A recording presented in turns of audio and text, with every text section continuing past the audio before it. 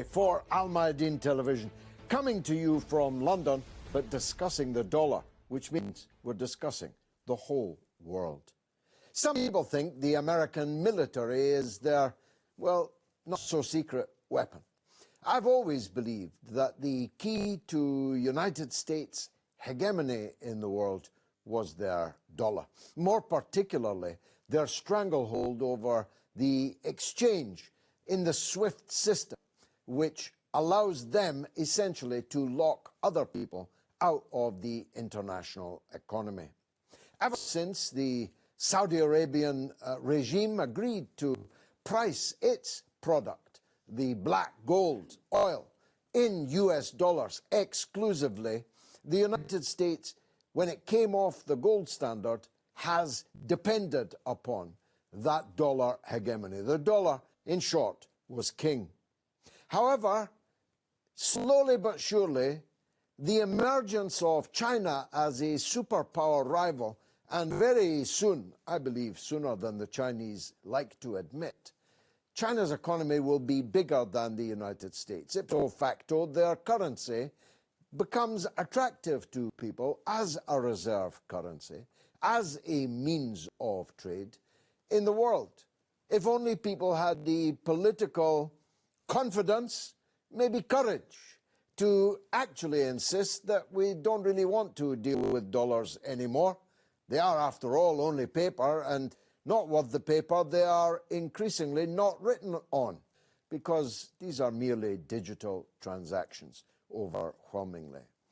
When I say the United States dollar is not worth the paper that it isn't written on, I mean that the deficits, the level of indebtedness of the United States, the absolute lack of correlation between fundamental strength in the American economy and the strength of their currency is now so vast, but also so transparently obvious. The United States just prints money. It just keeps on printing money. And that money is related to nothing very much. Certainly not related to gold. It's certainly not related to economic performance. If it was, the US dollar would be practically worthless.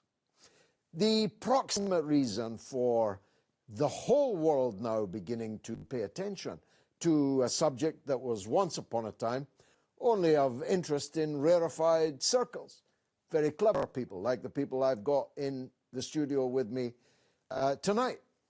The reason everyone's now focused on it is that the wave of economic warfare unleashed by the United States and the European Union against Russia has completed the absolute unity of Russia and China, with some countries like India, Iran, Venezuela, not quite in that absolute unity, but beginning to orbit around that Eurasian future that China and Russia have postulated.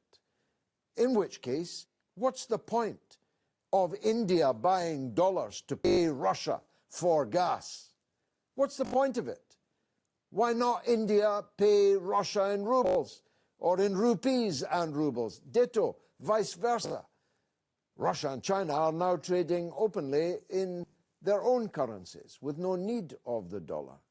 And the SWIFT system is beginning to come under strain, because just like you could have two Facebooks in the world, two Twitters in the world, you can have two SWIFT systems in the world, and China has developed its own. Now, I'm just the enthusiastic amateur asking this question. Is the dollar the key to US hegemony? And the corollary being obvious. If the dollar is no longer king, does US hegemony die with it?